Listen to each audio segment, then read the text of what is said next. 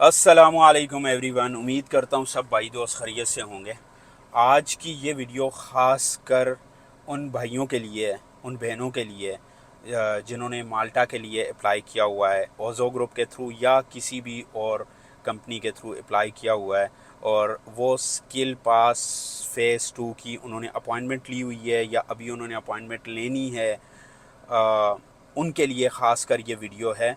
और जैसा कि मैं अभी अभी मेरा सुबह 9 बजे का अपॉइंटमेंट का टाइम था और मैंने टेस्ट दिया और उसमें अल्हम्दुलिल्लाह मैं पास हो गया। और जैसा कि मैंने अपॉइंटमेंट बुक करवाई थी और मैंने यूट्यूब पे, गूगल पे, हर जगह में चेक किया कि मुझे कुछ इन्फॉर्मेशन मिले और जेन्युइन और अच्छी इन्फॉर्मेशन मिले फ़ेज़ 2 के हवाले से, लेकिन मुझे कहीं से भी नहीं मिल सकी थी। हर कोई जो भी मैं वीडियो देखता था वो शॉर्टकट सा बता रहे थे कि यार बहुत आसान है, आपने ये करना वो करना है। इतना आसान नहीं है। मेरे लिए तो बिल्कुल भी ये आसान नहीं था। मैं काफ़ी डिफ़िकल्ट कहूँगा, क्योंकि हम जो हॉस्पिटैलिटी इंडस्ट्री में काम करने वाले हम जो लोग हैं, हमें इतनी ख़ास इंग्लिश नहीं आती है। हमें बेसिक इंग्लिश आती है और बेसिक इंग्लिश बोलने वाले को यही यही होता है कि उसको जो भी क्वेश्चन हो उसके के बिहार पे उसने क्या करना होता है कि पहले उसका उर्दू में सोचना होता है कि ये क्या, इसका मैंने क्या जवाब देना है। फिर वो उर्दू या हिंदी का जो लफ्ज़ होता है उसको इंग्लिश में कन्वर्ट करना होता है, क्योंकि हमें फर बोलनी नहीं आती है कि कोई भी सवाल करेगा और हम आगे से शुरू हो जाएंगे। ये हम नहीं कर सकते हैं, इसलिए हमें बड़ा सोच के बोलना पड़ता है, जिसकी वजह से हमारे लिए ये डिफ़िकल्ट होता है। और मैं आपको बताऊं कि मेरी सुबह 9 बजे की अपॉइंटमेंट थी। 8:30 बजे तकरीबन में वहाँ VFS ग्लोबल वाफ़े मॉल जो है दुबई में, वहाँ पे मैं पहुँच चुका था। और फिर मैंने क्या किया है उसके बाद के B3 या B2 उन्होंने हाल बताया कि उसमें जाना है, आपने वहाँ पे जाके बैठना है। सिक्योरिटी नहीं मुझे बता दिया था एंट्री लेते वक्त ही, तो मैं सीधा वहाँ पे गया। वहाँ पे जाके कोई काउंटर पे आपको नहीं बुलाते हैं, कहीं आपका टोकन नंबर नहीं आता है, ठीक है। आपने वहाँ पे जाके इन्फॉर्म लाजमी आप कर दें। आई थिंक आप जैसे ही जाएं वहाँ पे, अगर आपको किसी से कुछ पूछना है तो आप 19-20 नंबर काउंटर जो है उन पे आप चले जाएं, नहीं तो 1-2 पे चले जाएं, क्योंकि 19-20 काउंटर जो है ना, ये काउंटर बने हुए हैं स्पेशली फॉर माल्टा। इस पे माल्टा के रिलेटेड ही सारे काम होते हैं इन दोनों काउंटर्स पे। जो B2 या B3 हाल जो आपको सिक्योरिटी बताएगा उसी में, मैं अभी सच बताऊं मेरे अब माइंड में नहीं आ रहा B3 था या B2 था, वही हाल था जिसमें गया था मैं। और मैं गया हूँ वहाँ पे, मैंने काउंटर 1 से पहले पूछा कि मैंने स्किल पास का टेस्ट देना है, असेसमेंट देनी है, उसके लिए मैं आया हूँ। तो उन्होंने कहा कि आप वो सामने आपको लेडीज़ नज़र आ रही हैं काउंटर नंबर 20 पे बैठी हुई, आप उनसे पूछें, वो आपको गाइड करती हैं। फिर मैं सीधा उसके ऑपोजिट गया सामने उस काउंटर पे, वहाँ पे मैंने उनसे पूछा कि मैं इस तरह आया हूँ इसके लिए, स्किल पास के लिए। तो उन्होंने कहा आप वहाँ जो एंट्रेंस है, एंट्रेंस के सामने जो चेयर्स लगी हुई हैं आप उन पे बैठ जाएं, एक लेडीज़ आएंगी वो आपको गाइड करेंगी इस हवाले से। मैंने कहा ठीक है। अब मैं, देखें ना, वही बात है कि मैं इन्फॉर्मेशन नहीं लेके गया था, मुझे इन्फॉर्मेशन मिली नहीं थी, तो इसलिए मैं मोबाइल भी छोड़ के गया। क्योंकि एक वीडियो में मैंने देखा था, भाई कह रहा था वहाँ मोबाइल नहीं छोड़ते हैं, ये नहीं करते हैं, वो करते हैं। यार मैं मोबाइल गाड़ी में रख के चला गया कि यार वहाँ मैं किसके पास रखवाऊँगा। अब मैं वहाँ पे गया, मैंने देखा सबके पास थे। खैर स्किल पास वाला एक मैं ही था, लेकिन जिस वक्त थोड़ी देर बाद वो लड़की आई, उसने मुझसे पूछा कि आप आए हैं स्किल पास के लिए, असेसमेंट के लिए। मैंने कहा जी हाँ मैं हूँ। तो उन्होंने कहा ठीक है, आप अपना सामान ये सामने, उसी के ऑपोजिट सामने एक कुछ लिखने वगैरह के लिए उन्होंने एक बोर्ड सा बनाया हुआ है दीवार के साथ जुड़ा हुआ। कहा कि उसके ऊपर अपनी सारी चीज़ें रख दें।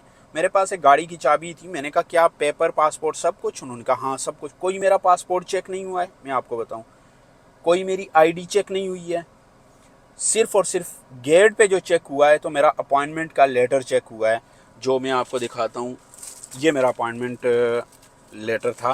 मैं थोड़ा इन्फॉर्मेशन हाइड करके दिखाऊंगा। ये वाला पेपर, ये चेक हुआ और फिर उन्होंने अंदर छोड़ा। कोई पासपोर्ट नहीं, कोई, कुछ लोग देखें, बात यही है ना, फुल इन्फॉर्मेशन देने का यही मकसद है कि बहुत से लोगों के पासपोर्ट जो हैं वो कंपनी के पास फंसे होते हैं और वो बेचारे क्या मिन्नतें तरले कर रहे होते हैं कंपनी के कि हमारा पासपोर्ट दे देंगे। वो कुछ तो ऐसे होंगे वो बता भी नहीं सकते हैं कि हम किसी इंटरव्यू के लिए जा रहे हैं या टेस्ट के लिए जा रहे हैं। तो इसलिए कोई ज़रूरत मुझसे नहीं पूछा है, क्या पता आपसे पूछ लें, लेकिन मैं अपना बताऊं ना कि मेरा कोई पासपोर्ट नहीं देखा, मेरी कोई आईडी नहीं देखी है। ये जो मैंने आपको बताया सीधे से सिर्फ एक गेट पे एक ही अपॉइंटमेंट लेटर जो मेरा था ये चेक हुआ है बस, और कुछ भी नहीं। वो भी सिक्योरिटी गार्ड ने चेक किया है, बाकी कुछ नहीं पूछा।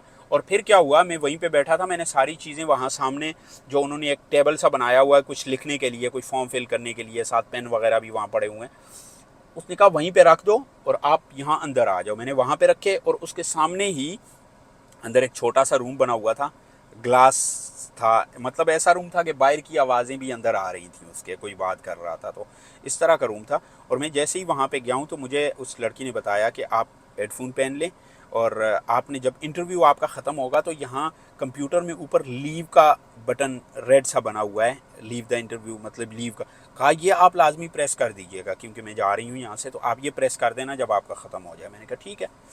तो मैंने जैसे ही वो पहना है, तो लड़की बाहर चली गई थी, मैंने जैसे ही पहना है तो आगे से मुझे आवाज़ आ गई, गुड मॉर्निंग सर। मैंने कहा जी गुड मॉर्निंग। फिर हमारी थोड़ी सी how are you, I am fine, ये सारा शुरू हुआ। उसके बाद फिर उन्होंने क्वेश्चन करने शुरू किया मुझसे, तकरीबन 10 से 12 क्वेश्चन उन्होंने ट्रू फॉल्स के मुझसे किए, वही ट्रू फॉल्स के क्वेश्चन जो हमने फेस 1 में पढ़े हुए हैं ऑलरेडी, सबको आते हैं, तकरीबन आसान थे। ट्रू फॉल्स के क्वेश्चन इतने मुश्किल नहीं थे। एक दो में मैं थोड़ा सा कंफ्यूज हो गया, लेकिन मैंने एवं ही तुक्का मार दिया, मैंने कहा फॉल्स है भाई। तो जो भी मैंने कहा जो भी हुआ देखेंगे क्या होता है। अब क्या करे बंदा, वहाँ पे यही करना होता है ना, क्योंकि ज़्यादा सोचने का टाइम नहीं होता। और वो कानों में जो उन्होंने वो हेडफोन दिए हुए थे वो लगाए, उनमें बारीक सी आवाज़ आ रही थी, अजीब सी, मतलब सही नहीं लग रहा था ना, बंदा कंफर्टेबल फील नहीं कर रहा था वहाँ पे। तो फिर खैर उन्होंने ट्रू फॉल्स के किए, वो जिस तरह कंप्लीट हुए, फिर उन्होंने मुझे बताया कि आप अब जो है अब आपसे आपकी इंग्लिश चेक की जाएगी, उस रिलेटेड आपसे सवाल होंगे। अब मैं आपको बताऊं, मैं इतना कोई पक्का बंदा नहीं हूं इंग्लिश में। मैं ऐसा बंदा हूं कि समझ आ गया ठीक है, ना समझ आए फिर भी सर हिला देता हूँ, ओके ओके जो होगा देखा जाएगा। तो मैंने ऐसे ही किया, पता नहीं क्या क्या उसने इंस्ट्रक्शंस दी, पता नहीं क्या क्या कह रहा था, और मैंने जो है ना बस सर सूर लाया, ओके ओके जी शोर बड़ा फलाना टमकाना, शुरू करे। मैंने कहा जल्दी। खैर उसने शुरू किया फिर इंटरव्यू। तो मैं आपको बताऊं कि मैंने ये देखें, ये सबके पास सबको मिला होगा ना ये ट्रू फॉल्स का, ये मैं आपको दिखाता हूँ, ये सबको मिला होगा। मतलब ग्रुप में अक्सर लोग शेयर करते हैं कि इस पर सारे आंसर क्वेश्चन लिखे हुए हैं। इसके एंड में मैं आपको बताऊं, ये एंड वाला इसका पेज है और इस पे लिखा हुआ है कि then in situational question they will say to explain in detail like as long as I can. ठीक है, यानी कि इनका लंबा करके जवाब देना है ये वो ना। तो उसमें वही कुछ चीज़ें लिखी थी, tell me about yourself और what do you do in your free time, और फिर what do you do when customer food is delay with 1 hour, फिर suppose you are at the high level. ये आपने पढ़ा होगा, ये तो मतलब जो भी ग्रुप में उसके शामिल हो रहा है उसको मिले। अगर ये किसी को चाहिए हो, इसका पीडीएफ मेरे पास पड़ा है, इसमें तमाम लिखे हैं। ओजो के अलावा किसी और कंपनी से वो अप्लाई कर रहे हो। मेरा मोबाइल वो गाड़ी के आगे मेरे पास स्टैंड नहीं था, मैंने डिस्कबोर्ड पे खड़ा किया हुआ था, तो वो डायरेक्ट धूप पड़ रही थी, उसकी वजह से हीट अप हो गया। आपको पता है आईफोन में थोड़ी सी धूप पड़े वो हीट अप हो जाता है, तो वो बिल्कुल बंद हो जाता है फिर। तो वो सीन हो गया था, इसलिए वीडियो बंद हो गई।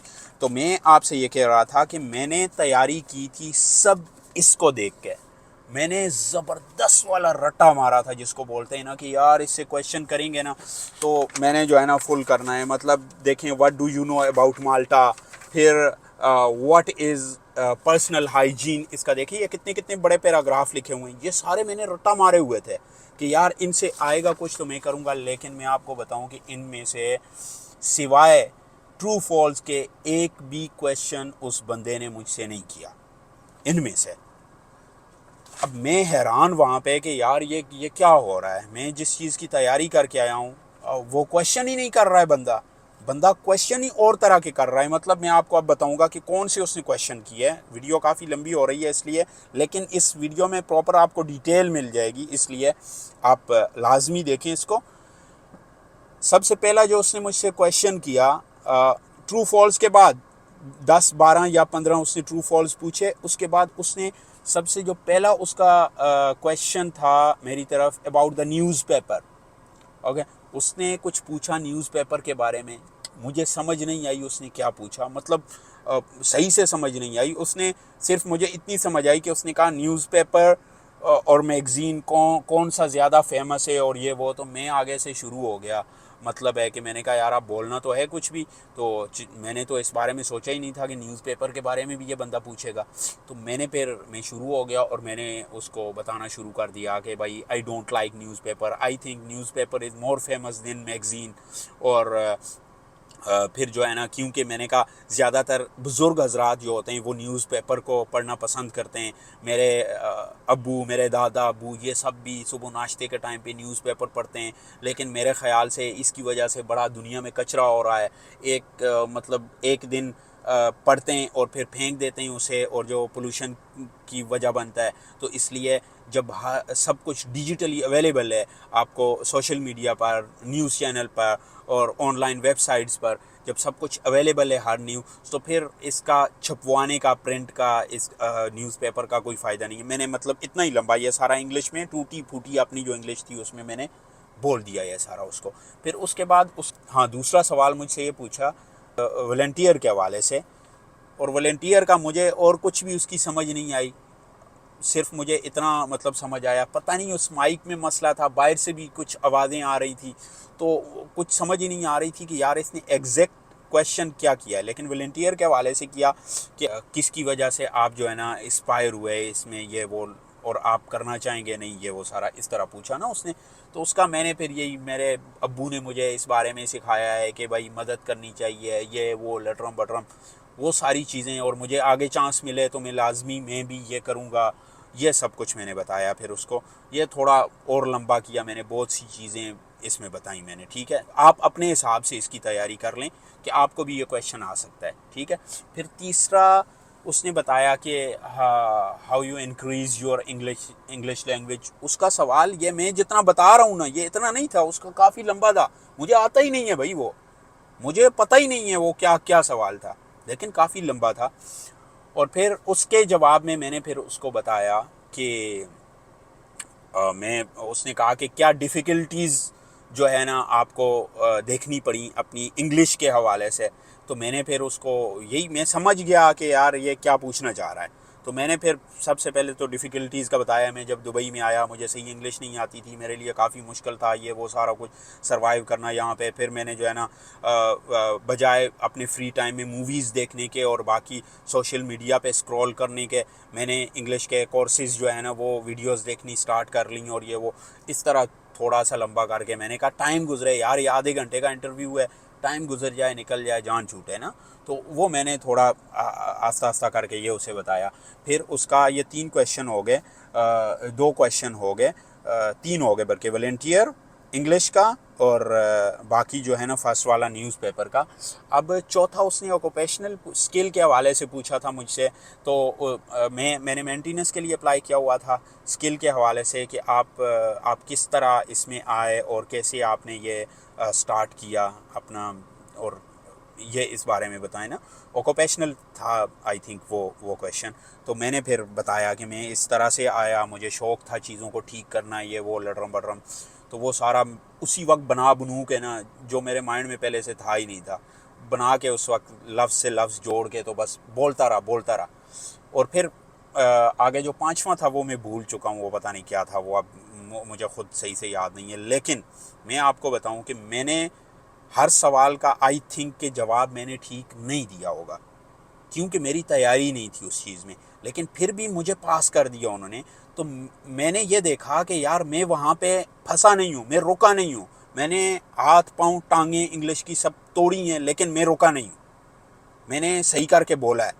तो उस बोलने की वजह से आई थिंक कि उन्होंने देखा कि कॉन्फिडेंस सही है, और इंग्लिश भी मैंने जो महसूस किया कि यार उनको सवाल का जवाब नहीं चाहिए, उनको आपसे बात करने का कोई भी बहाना चाहिए, ताकि वो बात करें और वो आपसे पूछ सकें, वो ये सुन सकें कि आप कैसे जवाब दे रहे हैं, आपकी लिसनिंग कैसी है और आपकी स्पीकिंग कैसी है। बेशक वो सवाल का जवाब सही ना हो, लेकिन उन्होंने देखें, वो कुछ पूछेंगे तो आप जवाब देंगे, आप बात करेंगे ना। तो मेरे ख्याल से उनका मेन मकसद ये है कि वो आपकी इंग्लिश सुनना चाहते हैं कि आप कैसे बोलते हैं। मैंने जो महसूस किया है, क्योंकि बहुत से क्वेश्चन में मैंने उल्टे पुल्टे जवाब दिए हैं, कहाँ से कहाँ चला गया हूँ मैं, लेकिन मैंने अपना कॉन्फिडेंट लूज़ नहीं किया और दूसरे नंबर के ऊपर मैं रुका नहीं हूँ, मैं मुसलसल बोलता रहा हूँ। जहाँ पे फिलिपिनियों के साथ आगे पीछे जो हम बोलते हैं ना इंग्लिश टूटी फूटी, वही इंग्लिश में लगा रहा, जो माइंड में आ रहा है कोई मुश्किल सा लफ्ज़ वो भी निकाल रहा हूँ, चाहे वो उसका कोई ताल्लुक ही ना हो उस सवाल से, वो भी कर रहा हूँ। अल्हम्दुलिल्लाह अल्लाह ने किया कि पास हो गया। तो इसलिए आप भी ऐसा ही करें, और मज़ीद कोई भी मालूमात चाहिए हो इस चैनल को सब्सक्राइब करें। मज़ीद भी माल्टा के हवाले से जितनी भी इंशाल्लाह इन्फॉर्मेशन होगी मैं आपके साथ शेयर करता रहूँगा, क्योंकि मुझे ये चीज़ें इंटरनेट पे ढूंढने को नहीं मिली, जिसकी वजह से मुझे बहुत परेशानी का सामना करना पड़ा। और मैं अब ये चाहता हूँ कि किसी और मेरे भाई को ये परेशानी का सामना न करना पड़े, इसलिए मुझसे जितना हो सकेगा मैं सब भाइयों की हेल्प करूँगा। अच्छी और जेन्युइन जो भी बात होगी वो मैं आपको इंशाल्लाह बताऊंगा, ठीक है। तो इसलिए इस चैनल को सब्सक्राइब करें।